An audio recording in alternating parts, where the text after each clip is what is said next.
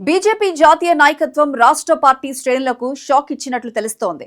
తెలంగాణ, ఆంధ్రప్రదేశ్ రాష్ట్రాలకు బీజేపీ రాష్ట్ర అధ్యక్ష పదవుల కోసం అనేక మంది సీనియర్ నాయకులు తీవ్రంగా ఆశించారు.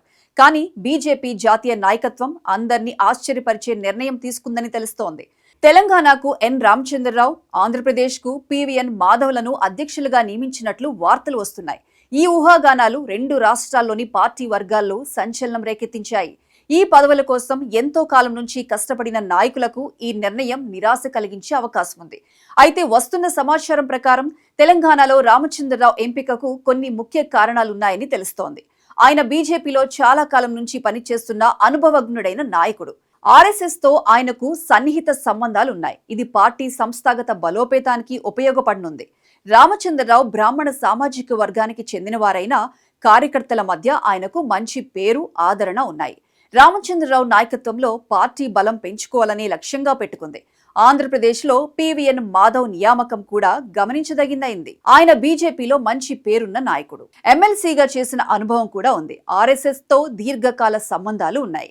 ఆయన తండ్రి పివి చలపతిరావు 1980-86 మధ్య ఆంధ్రప్రదేశ్ బీజేపీ అధ్యక్షుడిగా పనిచేశారు. మాధవ్ బీసీ సామాజిక వర్గానికి చెందినవారు. ఒకవేళ మాధవ్ రాష్ట్ర అధ్యక్షుడైతే రాష్ట్రంలో బీసీ ఓటర్లను ఆకర్షించగలరని పార్టీ నమ్ముతోంది. ఆంధ్రప్రదేశ్లో బీజేపీ ప్రస్తుతం టీడీపీ, జనసేనతో కూటమిలో ఉంది. ఈ కూటమిని మరింత బలోపేతం చేయడంలో మాధవ్ నాయకత్వం కీలక పాత్ర పోషిస్తుందని హైకమాండ్ ఆశిస్తోంది.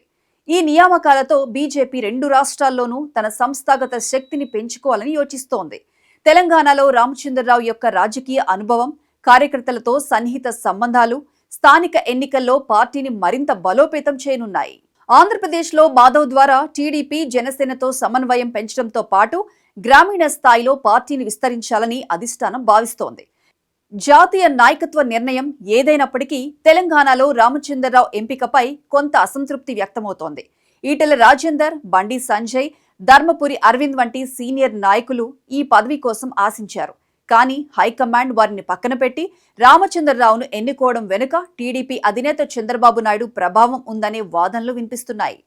ఈ నిర్ణయం టీడీపీ, బీజేపీ సంబంధాలను బలపరిచేందుకు ఒక రాజకీయ చర్యగా భావిస్తున్నారు. తెలంగాణలో బీజేపీ, కాంగ్రెస్, బీఆర్ఎస్లతో గట్టిగా పోటీ పడాలని భావిస్తోంది. రామచంద్రరావు నాయకత్వంలో స్థానిక ఎన్నికల్లో బలమైన ప్రదర్శన చేయాలని బీజేపీ భావిస్తోంది. ఆంధ్రప్రదేశ్లో టీడీపీ, జనసేనతో కలిసి వైసీపీకి ధీటైన ప్రత్యర్థిగా నిలవాలని బీజేపీ ఆశిస్తోంది.